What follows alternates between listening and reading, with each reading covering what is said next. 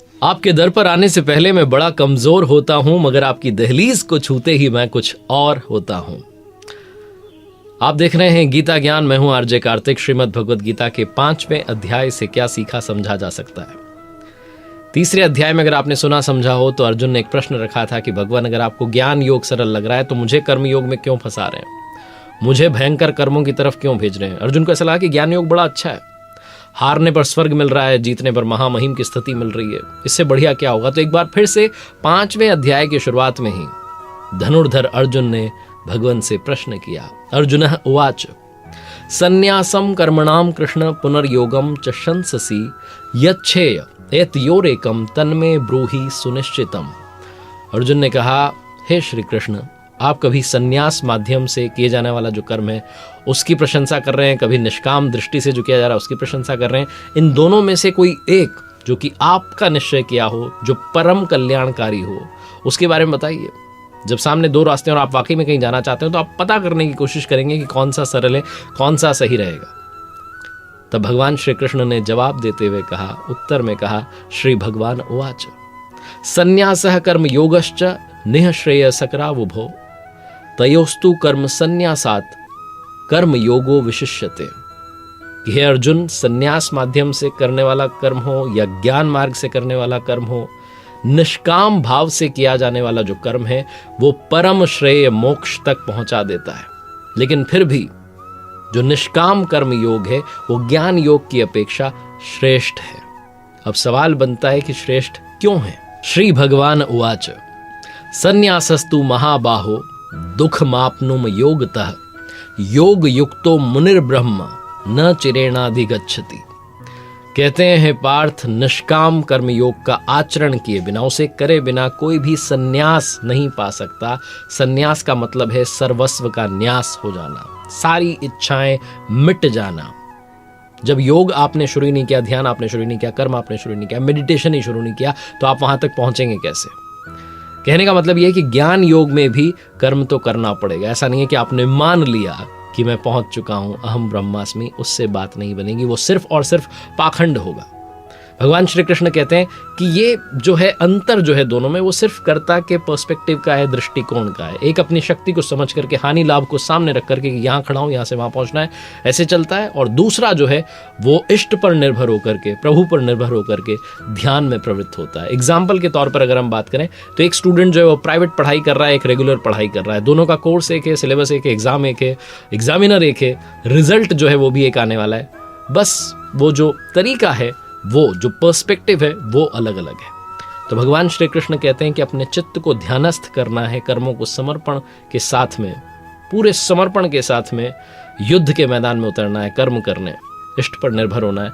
यही निष्काम कर्म योग है। दोनों में क्रिया एक है और परिणाम भी दोनों का एक ही है। इसीलिए भगवान श्री कृष्ण कहते हैं कि मैं परमात्मा हूँ, शुद्ध हूँ, बुद्ध हूँ, मेरे लिए ना कर्म है ना बंधन है। ऐसा कोई मान लेता है तो वो सिर्फ और सिर्फ पाखंड कर रहा है। कर्म तो करना पड़ेगा। इसीलिए निष्काम कर्म योग सबसे सरल प्रतीत होता है, जहाँ कर्म करते जाइए, ध्यान करते जाइए, ज्यादा फल की चिंता मत कीजिए, प्रभु अपने आप आपसे ध्यान करवा लेंगे, भजन करवा लेंगे। जब निष्काम कर्मयोग आप करते हैं, उस रास्ते पर चलते हैं, ध्यान करते हैं, मेडिटेशन करते हैं, और जब पराकाष्ठा पर पहुंच जाते हैं, यानी कि मुक्ति तक पहुंच जाते हैं, योग से युक्त हो जाते हैं, तो उस योग युक्त पुरुष के लक्षण क्या हैं ये भगवान बताते हैं। श्री भगवान उवाच योग युक्तो विशुद्धात्मा विजितात्मा जितेंद्रियः सर्वभूतात्म भूतात्मा कुर्वन्नपि न लिप्यते। कहते हैं कि विजितात्मा, विशेष रूप से जिसने शरीर जीत लिया है, जितेंद्रिय, जिसने अपनी इंद्रियां जीत ली हैं, जिसकी आत्मा विशेष रूप से शुद्ध हो गई है, जिसका अंतःकरण जो है, सोल जो है वो प्योर हो चुकी है, वो संपूर्ण भूत प्राणियों के आत्मा मूल उद्गम परमात्मा से एक ही भाव हुआ योग से युक्त हो जाता है। वो कर्म करता हुआ भी उसमें लिप्त नहीं होता है। तो करता क्यों है? पीछे वालों के कल्याण के लिए करता है। इसी को एक उदाहरण के तौर पर, एक उदाहरण से समझाने का प्रयास भगवान श्री कृष्ण करते हैं। वो कहते हैं, श्री भगवान उवाच ब्रह्मणा याधाय कर्माणि संगम त्यक्त्वा करोति यः लिप्यते न स पापेन पद्म पत्र मिवाम्भसा। कमल जो होता है कीचड़ में होता है, उसका पत्ता पानी के ऊपर तैरता रहता है, लहरें आती हैं, रात दिन आती हैं, लेकिन अगर आप पत्ते को देखेंगे तो वो सूखा मिलेगा, पानी की एक बूंद उस पर टिक नहीं पाती है, कीचड़ में रह करके, पानी में रह करके भी उससे लिप्त नहीं होता है। ठीक ऐसा ही योग युक्त पुरुष होता है जो कर्म से लिप्त नहीं होता है, लेकिन कर्म करता चला जाता है। क्यों? पीछे वालों के कल्याण के लिए, उनके गाइडेंस के लिए, उन्हें बताने के लिए कि यही वो रास्ता है जिससे आप वहां तक पहुंच सकते हैं, जिसे परम धाम कहा जाता है, जिसे निर्वाणा कहा जाता है, जिसे मोक्ष कहा जाता है। ये सारा सार जो मैं आप तक पहुंचाने का प्रयास कर रहा हूं, मैंने सीखा और पढ़ा है श्रीमद् भगवद गीता की यथार्थ व्याख्या यथार्थ गीता में, जो कि हमारे स्वामी जी परमहंस स्वामी श्री अड़गड़ानंद जी महाराज जी ने लिखी है। आप भी घर बैठे अगर पढ़ना चाहते हैं तो ऑर्डर कर सकते हैं, फ्री बुक ऑर्डर कर सकते हैं www.यथार्थगीता.com से। आगे बढ़ते हैं और बात करते हैं पंडित की परिभाषा की। जो परम गति को प्राप्त हो गए, जो पूर्ण जानकारी से युक्त हो गए, ऐसे पुरुष ही पंडित कहलाते हैं। श्री भगवान उवाच विद्या विनय संपन्ने ब्राह्मणे गविहस्तिनी शुनि चैव वपाके च पंडिता समदर्शिना।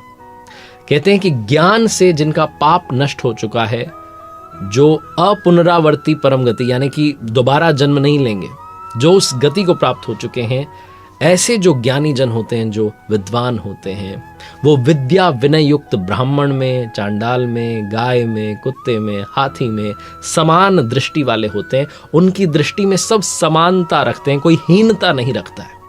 उनकी जो दृष्टि है वो चमड़ी पर नहीं पड़ती है, वो अंदर की आत्मा पर पड़ती है। वो देख लेते हैं, समझ लेते हैं कि कोई इस साधना के क्रम में, ये जो एक रास्ता है, इसमें कोई पीछे चल रहा है, कोई आगे चल रहा है, कोई बहुत आगे चल रहा है। इसीलिए वो कोई डिफरेंशिएट नहीं करते, वो कोई भेदभाव नहीं करते। भगवान श्री कृष्ण कहते हैं कि ये जो पुरुष होते हैं, योग युक्त पुरुष, इसमें नर और नारी कोई भी शामिल है। पुरुष का मतलब नर और नारी दोनों है। भगवान श्री कृष्ण ने कहा कि श्रीमद् भगवद गीता में जो रास्ता बताया गया वो हर मनुष्य के लिए है, लेकिन यहाँ पुरुष से संबोधित किया गया। वो कहते हैं कि ये जो योग युक्त पुरुष हैं, उन्होंने जीवित अवस्था में ही पूरे संसार को जीत लिया। अवधू जीवत में कर आशा, मुए मुक्ति गुरु कहे स्वार्थी, झूठा दे विश्वासा। जीते जी जिन्होंने इस अवस्था को पा लिया, वही मोक्ष को प्राप्त होते हैं, वही परम गति को प्राप्त होते हैं। उनका जो मन है वो निर्दोष हो चुका है, वो सम की स्थिति वाला हो चुका है, वो सबको बराबर दृष्टि से देखने लगा है। ये जो परमानंद है, जिसे मोक्ष कहते हैं, निर्वाणा कहते हैं, इसका उपभोग, इस आनंद का उपभोग कौन कर सकता है?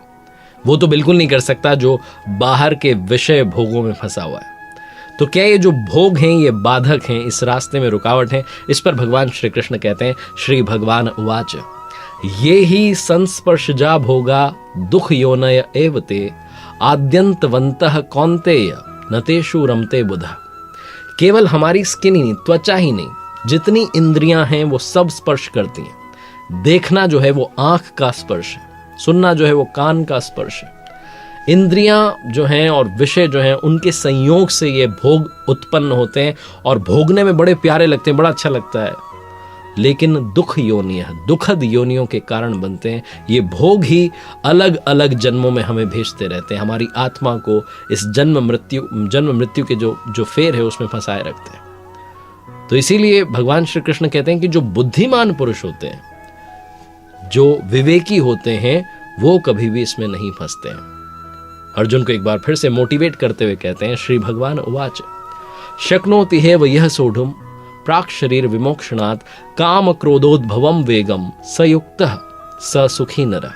जो मनुष्य शरीर के नाश होने से पहले ही काम और क्रोध से ये जो राग उत्पन्न हो रहे हैं, जो वेग आ रहा है, इसको मिटा देने में सक्षम है, वही इस लोक में योग से युक्त है, वही परम धाम को प्राप्त हो रहा है और असल मायने में वही सुखी है, जिसके पीछे दुख नहीं है, उस सुख में, परमात्मा में स्थिति वाला है। अब आप सोच रहे होंगे कि कर्म के बारे में इतनी बार बात की गई, ध्यान के बारे में इतनी बार बात की गई, लेकिन वो ध्यान की सही विधि क्या है? वो प्राण अपान की गति को रोकने की विधि क्या है? वो क्रिया कौन सी है? तो इसी 5वें अध्याय में श्री भगवान उवाच यतेन्द्रिय मनोबुद्धिर मुनिर्मोक्ष परायण विगतेच्छा भय क्रोधो यह सदा मुक्त एव सः। हे अर्जुन, बाहर के विषयों के बारे में, दृश्यों के बारे में चिंतन नहीं करते हुए, उन्हें त्याग करके, जो नेत्रों की दृष्टि है उसको भ्रिकुटी के बीच में स्थिर करके, ध्रुवो अंतरे, इसका मतलब ये नहीं कि आंखों के बीच में या भौं के जो ये भौहें हैं इनके बीच में, आईब्रो के बीच में कहीं आप देखने लगे, इसका मतलब है कि सीधे बैठने पर जो हमारी नज़र है, जो दृष्टि है, वो भ्रिकुटी के मध्य से आगे की तरफ पड़े और नाक की सीधी जो रेखा है उस पर दृष्टि रखते हुए, मतलब नाक नहीं देखनी है, उस तरफ फोकस करते हुए जो श्वास और प्रश्वास जो आ रही है और जा रही है उस पर ध्यान लगाना है कि कितनी देर के लिए अंदर गई, कितना रुकी और कब बाहर निकली। जबरदस्ती रोकने का भी प्रयास नहीं करना है। जब आप इस प्रक्रिया को फॉलो करेंगे, पालन करेंगे, तो ना अंदर से संकल्प उठेगा और ना बाहर का जो संकल्प है, जो बाहर के विचार हैं, जो थॉट्स हैं, वो आपके मन में आ पाएंगे। जब आपने बाहर के थॉट्स बाहर ही त्याग दिए, अंदर वाले उठ नहीं रहे हैं, आपकी जो श्वास से जो सूरत है वो एकदम खड़ी हो चुकी है, स्थिर हो चुकी है, तब वो ध्यान जो है वो शुरू हो जाता है। इस तरीके से जो प्राण और अपान, श्वास और प्रश्वास की गति को एकदम स्थिर कर देता है, सम कर देता है, जिसने इंद्रियां, मन, बुद्धि इन्हें जीत लिया, वो उस चरम सीमा पर, उस पराकाष्ठा पर पहुंच जाता है और वही जो मनुष्य है वो मोक्ष परायण मुनि कहलाता है, वो परम धाम जो है प्राप्त करता है। इसी पर आगे जो है श्री भगवान कहते हैं, श्री भगवान उवाच भोक्तारम यज्ञ तपसाम सर्वलोक महेश्वरम सुहृदम सर्वभूतानाम ज्ञात्वा माम शांति मृच्छति। वो जो मुक्त पुरुष है वो मुझे यज्ञ और तपों का भोगने वाला, संपूर्ण लोकों के ईश्वरों का भी ईश्वर, संपूर्ण प्राणियों का स्वार्थ रहित, कोई स्वार्थ नहीं है लेकिन हितैषी है, ऐसा जानकर के शांति को प्राप्त होता है। श्री कृष्ण कहते हैं कि उस पुरुष के श्वास और प्रश्वास के यज्ञ और तप का जो भोक्ता है वो मैं हूं। यज्ञ और तप अंत में जाकर के जहां विलय हो रहे हैं, जहां वो ध्यान जाकर के विलय हो रहा है, वो मैं हूं, वो मुझे प्राप्त होता है। यज्ञ के अंत में जो शांति मिलती है वो मेरा ही स्वरूप है। इसीलिए यज्ञ तपों का भोक्ता महापुरुषों के भी अंदर रहने वाली शक्ति महेश्वर है। इसीलिए इस 5वें अध्याय को जो नाम दिया गया वो दिया गया यज्ञ भोक्ता महापुरुषस्य महेश्वरः नाम पंचमो अध्याय। देखते रहिए श्रीमद् भगवद गीता के अलग अलग अध्यायों से क्या सीखा जा सकता है, ये स्पेशल सीरीज जो कि हर बुधवार को सुबह 9:30 बजे लाने का प्रयास है, गीता ज्ञान।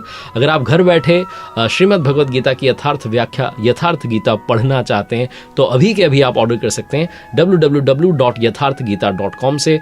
पूरी जब आप गीता पढ़ेंगे, जब आप गीता जी का पाठ करेंगे तो जितने भी आपके क्वेश्चंस हैं, डाउट्स हैं, सारे के सारे सॉल्व हो जाएंगे और जो यथार्थ दृष्टि है, जो यथार्थ रास्ता है वो आपको समझ में आएगा। जय श्री कृष्णा, प्रभु कृपा बनी रहे।